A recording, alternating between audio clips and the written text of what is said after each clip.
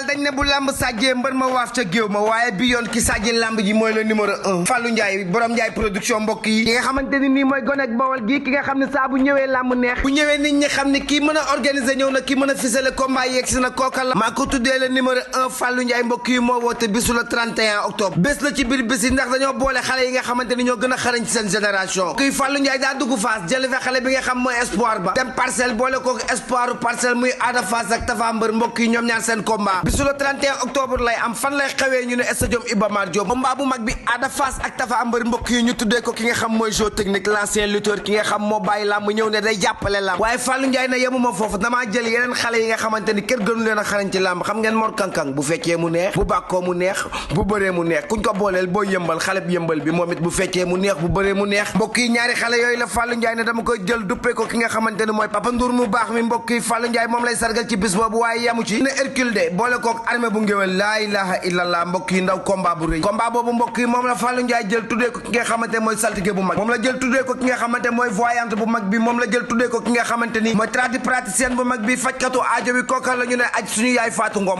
asalaamaaleykum suñu mbokki internet yi amaan mbégte contentement yéen ñuy suivre sur ITV ak Kewel Info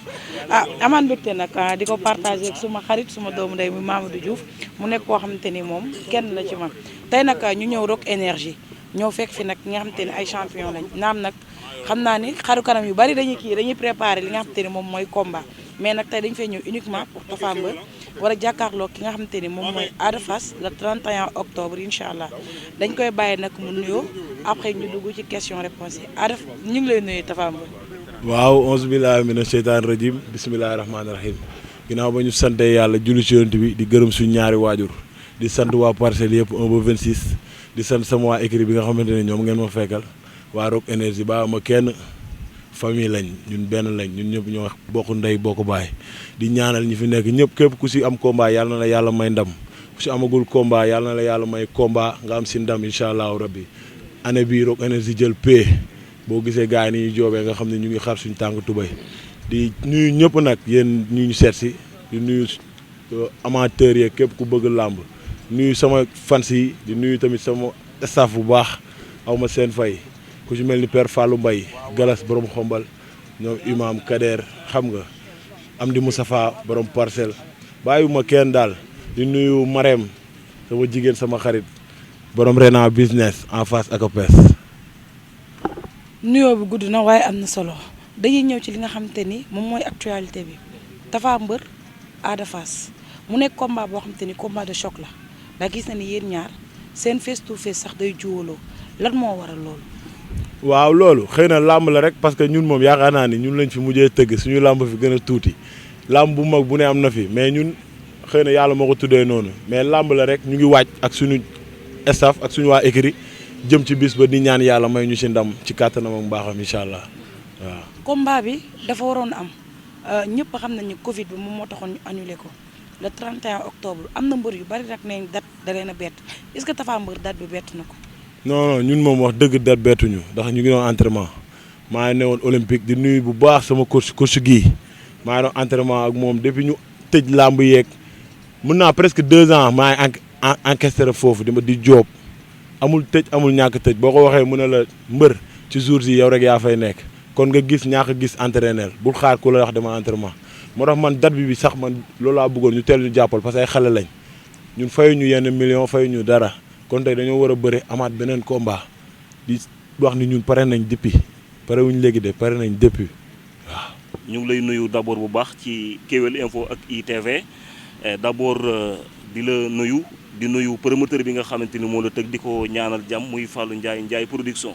man mën naa ne combat bi sama plateau la taxawee plateau rajo ba parce que maa la invité rajo invité fa Ada Fass sax laa njëkk a invité après ma invité waat la ci rajo bi fa la combat bi taxawee coow li bari mais sa diggante ak Ada Fass coow li bari ngeen di ñaari xale lan moo waral coow lu bari li ci seen diggante Tapha Mbeur. waaw mooy li mu la wax rek làmb la parce que loolu ñun dañoo bëri ay mbapatu mbedd mbapatu quartier ñu dañ ko bëri coow yooyu noonu maanaam tàmm nañ ko dawul suñu yaram mais xëy na làmb la rek làmb ji coow ji avant la rek mais maama bu ñu duggee si géew bi coow bariwul foofu coow bi du bari incha allah mais nii la avant parce que tey ñoom làmb ji wax lañ si am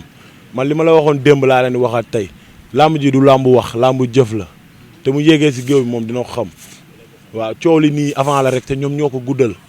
man coow ma dama ceene nekk sama ruq di liggéey si ma war a liggéey.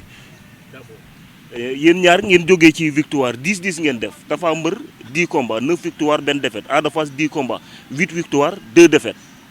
ngeen war a daje yéen ñaar ñëpp ngeen jóge ci victoire yow sa bien vrai que ne sa combat da nga ko gagné par recours moom combat moom itam bi mu mujjee digganteem ak bébé Bismi 11 janvier 2020 ngeen war a daje yéen ñaar mois bii di ñëw nga xam ne mois bii ñu nekk le 31 octobre mais waajtaay bi carrément parce que gis nañu Tapha Mbeur jël combat bi au sérieux noo xamante ni mën nañu ne daan nga jël combat au sérieux mais daana woon ko jëlee comme ni nga ko jëlee lan moo waral loolu ndax sa adversaire da nga ko jox gëdd boo xamante ni jox ko yeneen adversaires yi nga daan dajet wala déet. non xëy na tey amaan na encadrement bi ak gars yi ñu àndal ak équipe bi ma nekk nii maanaam li ñu xam mooy job wàññi coow li xam nga tey man da ngay dégg gars yi di wax ay waxee rek comédie affaire rek foo yooyu noonu maanaam loolu maanaam de nature la sama nature la mais man dama dul comédien wu kenn mbër ma dugal si biir géew bi di nga xam ni kii mbër la te daf foowee bëre mais boo gisee fi ma toll nii maanaam làmb dama ko war a jël au sérieux moo tax ma concentré wu nekk samay entraînement dama xam ni léegi jëf mooy fay si dégg nga wax ci jëf mooy fay ma nekk sama ruq di liggéey nekkul ne comme ça dama jox sama adversaire cër boo pëdee non non cër nag daf ko yeeyoo mais du ëpp bu soobee yàlla waaw làmb la parce que coow li bari na parce que combat boo amee coow maanaam day am enjeu ba pare day am fu mu la maanaam tey mën a jëmee champion la mu def ay preuve ma def samay preuve tey làmb boole ñu jox ko gëddam duñ ko minimiser duñ ko xeeb mais li ma ko mën a wax mooy am na combat toog sa koñ nag di mën Tapha Mbeur yomb na trop mais bu ñu leen boolee ci biir géew bi foofu mooy wax ji waaw mais toog sa koñ naan maa ko mën ak a yomb mais daal li ma ko mën a xamal mu gudd wala mu gàtt mooy am na bés te am na combat lu mu liggéey doyul. non sama carrière si boppam du mbër bi may bëreel du bis bi maanaam tey sama carrière fi mu toll dama war a concentré wu entraînement dama war a concentré wu def sérieux dama war a concentré wu def fu la fa du tee nag li na ci man mi ngi si man parce que man noonu laa mel fu ma nekk kaañoo ka fooree loolu du deñ su ma daanee Ada Fass ci lendemain ba dinaa ruube yëngal Sénégal mais teewul maanaam tey dinaa concentré wu fu ne ma daan génn fu ne ñu ma daan gis tamit àndul ak carrière quoi. kon léegi da nga changé totalement par rapport Tapha Mbeur ba woon ak bii dafa am changement. pas changement sax mais daa xam li mu bëgg. kon yaa ngi soog a xam li nga bëgg. dama ko xam bu baax a baax a baax non dama ko gën a xam ma xam ni tey am na lu ma koy may am na lu ma ko dul may ma nekk ci li ma war pour mu am li mu bëgg moo tax rek mais du changement du Tapha Mbeur dafa dindi li ne woon ci moom non non dama wàññi caméra yi rek. sa état physique sa entraînement bee passé ak bii dafa am changement parce que sax ñu ngi doon dégg ni entraînement bee passé baaxul da nga bëgg a rectifier ban changement la. non sama entraînement nice gii di ma teg coono yu métti su ma ñëwaatee fii Pambay di ma teg coono yu métti kon kooku man aw ma benn souci si ay état de forme wala ay entraînement wala doole man li ma soxal mooy bis ba ma ñëw dugg si góob bi def fulla ak fayda yàlla may ma ndam ma ñibbisi mais quant à état de forme chaque instant ñi ma jox sama bopp ay professionnel lañ gii professionnel la Pambay professionnel la kon tey man loolu sama nekk si entraînement non non ñoom ñoo ko gérer.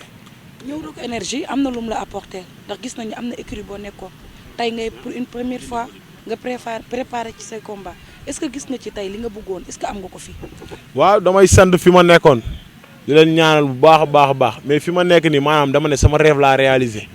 parce que man loolu mu yàgg bëgg la bi waa Rock Énergie di nekk école 8 di ñëw école 10 dama daan nekk booy di ñëw di toog di seetaan te man tey sama rêve dafa nekkoon bëre sur la couleur de Rock Énergie tey dama ko def rek dama dellu sama kër parce que man parcelle laa dëkk juddoo fi yoroo fi màggee fi nekkoon écurie Grand Médine malgré lépp benn la mais tey damaa dugaat ci biir kër gi kase te dama ñëw fekk fi ay champion di daj ay coono yu metti ay ñu mën a bëre am doole li ma soxla yëpp mi ngi fii li ma soxla yëpp ñoom mën nañ ma kaa may moo tax aw ma benn xel bu ñaar ci li may jëm damay sant rek di leen ñaanal ñoom tamit ku ci nekk li nekk sa biir xol yaa xom yàlla na ko suñu borom defal incha allah. mais gis nañu Fatma Dia juñ na ko léegi dañu gis nañu ne Tapha Mbeur poids bi macha allah yokku na yokkute gi lan moo ko waral da ngay jàpp ne boo ko yokkee bu Ada Fass ñëwee du la attan ou. non du yokku poids sax maanaam entraînement la boo gisee parce que tey su ma loloo wàññi fi ma daan génn wàññi fi ma daan dem jox sama bopp Pambay jox sama bopp gii olympique maanaam tey force dafa war a jur résultat man gëw ma sax ay poids man xam la laa gëm entraînement am doole parce que boo ñu gisee ñun naturel la ñuy entraîné boo ñu xoolee fii gis ay borom doole rek a fi nekk kon tey man bu ma ñëwee fii damaa war a yokk te damaa sant yàlla sama ñëw biir Rock Énergie parce que dama si gis yokkute mais du ay poids du ay dara te bu ma duggee maag sama adversaire si biir géew bi dina xam ñun lan lañ liggéey incha allah. wàllu xeex ak bëre lan nga ko ciy indil jour ba bu indee xeex lan naka la ko Tapha Mbeur di déggoo bu indee bëre naka la ko Tapha Mbeur di xaare moom man santuma ko mu def dara na ñëw daanu dem ñibbi man sama néew si lu mu indi man li ma indi moo ma ñor dama nekk biir Rock Énergie am ay champion yu fi nekk waaw man tey maa fi gën a féetee man la sa mbaay maa ci gën a ñàkk xam-xam kon tey man li muy indi man li jëntiwu ma ko def parce que fii ñi fi nekk ñoo gën a xarañ fuuf moom yaa ngi dégg kon tey leen rek laa koy sant mooy na ñëw stade taxaw dëggal boppam lu fay am ñun ñoo koy def. est-ce que tamit amoo looy sóoraale ci moom parce que gars yi nee nañ sa raison yi nga joxe valable. waaw moom waa na man loolu mu jàpp sax dafa maa neex lool na jàpp ni Tapha Mbeur da koo ragal na jàpp ni Tapha Mbeur tapette la Tapha Mbeur du entraîné comédien la moom bu ñu duggee si géew bi dina xam kan mooy tapette bi li muy xeeñ di woowu ko. est-ce que daan ko am na lu mu lay apporter. bu baax parce que làmb lu ñu wax daan yéeg daan wàcc yaa ngi dégg kon tey man ndam laay ñaan te ndam laay liggéey mais man bàyyiwuma ko xel cër laa koy jox parce que adversaire dañ koy jox cër mais dawul sama yaram li jëntiwuma kuy Ada Fass xooluma li mu mën ak li mu mënul li ma indi kase moo ma ñor. gars yi ne bu dee bëree moom moo la ëpp bëre. waaw loolu bu ñu yéegee si géew bi dina ci xam dara moom na jël lépp avant combat instant bi lépp luy favori na téye amul problème bañ bëre ba pare incha allah. mais Iba Mar ngeen jëm le 31 octobre yéen ñaar ñëpp ku la ñi leen mujjee daan ñoo leen màgg ci làmb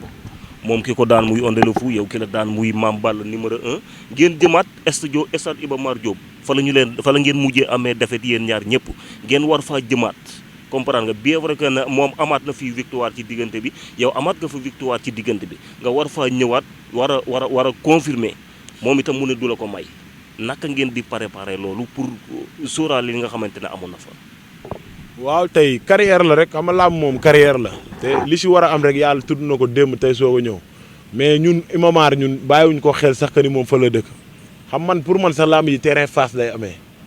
man li jëntiwuma kii fii la dëkk man Iba Mar xam nga moom sax bëri na arène nationale man mosuma bëre beneen stade bu dul Iba Mar. mais kii daw Fass kii daw Iba Mar est-ce que dina ñëw Fass. man ñaata yoon laa bëri Iba Mar kuy daw Iba Mar.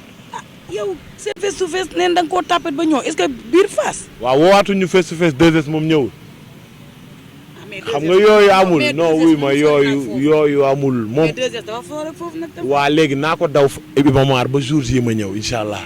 bu jour yi dinañ xam ba xam dama koo daw wala daw ma ko yooyu amul. kon biir Fass moom da ngay kii noonu. non way man dama bëri ay mbapat naa la wax. ay Géejawaay Pikine Yaraax Dalifort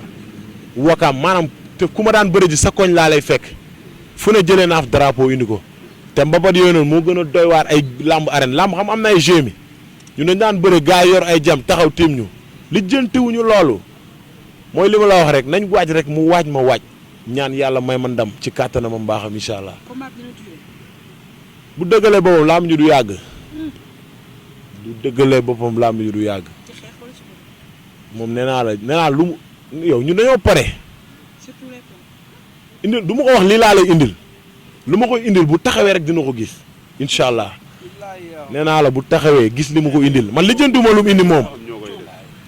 xanaa dëgg wolof bul tàngal suma yaram waaye waaw bul tàngal suma yaram. yow jàkkaarloog Ada Fass yow nga ñëw ne yaay diriger te booy boobu noonu xam nga rek boobu dafa bandi quoi. yow dama bëgg émission bi neex quoi mais yow xam nga ni man fi ma teg sama bët. bu ma sóoraalee Ada Fass bu yóbboo mu bàyyi làmb waaw luy bandi kooku fan sa bandi la yaa ngi dégg moom fan sa bandi la mais buñ paree dina leer yu bari heure bii du aar wax li ma la wax si làmb ji waaw le premier lay sib ci lay sib moom maanaam li ma du làmb ji wax baal ba ma wane li ma war a wane ba pare kii aw ma lu ma koy expliquer yaa ngi dégg waaw moom day xaar ba jamono neex. làmb ji yegsi na. ah ban ceeñ kooku dawul suñu yaram nga doo dégg waaw. waaw mais gaa ngi ci sa ginnaaw di wax rek yóbbante galgal ubul làmb de walu teen la ku ñëw ci buntu bi ngay am Tapha bu boobaa bu arbitre bi tëjee kii barrière yi yaak moom fay des de. nee naa la ñun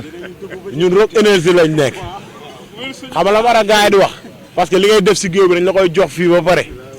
dem taxawee ne seen xel day dal ñi ay pliant la ñuy indaale bu ñuy ñëw pliant la ñuy lal tëdd waa écurie bi dañuy dem toog nee parce que liñ soxla def nañ fii la ngay lijjantee ba pare bu ñu yeggee foofu ñoom lan lañ fay def danaa ma assuré ko ñu ngi toog di la xaar si biti barki sëñ Fallou ñoom loolu lañ ma sant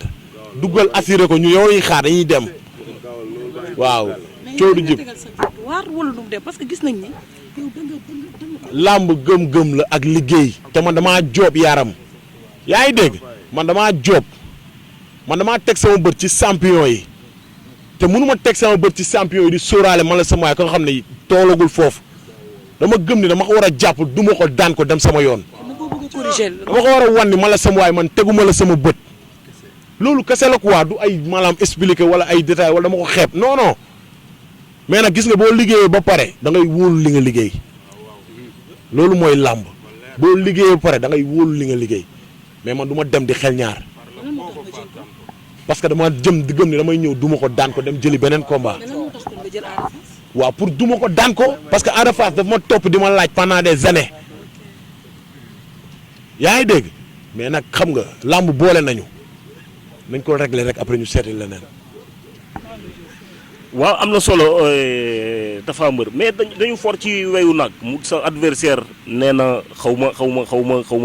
ci sa kan la ko dégg ci sa ay jege ñaale nee na bu moom bu xoppee rek yow da nga yooru ñëw ci tànk yi nga jëm te boo ñëwee dina la mboot moo xamante ni kenn mësu koo gis ci àdduna nee na loolu sax bu yow boo ko déggee di nga jaaxle fi mu ko déggee quoi loolu lan naka nga ko dundee. loolu dama jàpp ni waxu ko tiit la rek ma Rock Énergie laa nekk ma Fass Benno la nekk man maa ngi écrit Rock Énergie roi des arènes bi fan la nekk parcelle làmb daf fi dëkk parcelle maanaam ñun duñ gan si làmb de waaw ñun dañu màgg fekk fi suñuy grand ñu fooyee ñun si en face bërg bi lañ dëkk ñun tànku neen la ñuy ñëwee géej gi dañuy foo bërëntu ñibbi waaw ñun mën nañ lépp mais man bàyyi ma waxeel yooyu noonu pour xam lan laay indi la wax yooyu muy wax noonu pour jéem a xam lan laay indi la mais moom na ñëw taxaw rek bu mu lijjanti sax lu may indi parce que man lijjantiwuma lu muy indi waaw day jéem a coytu lan laay indi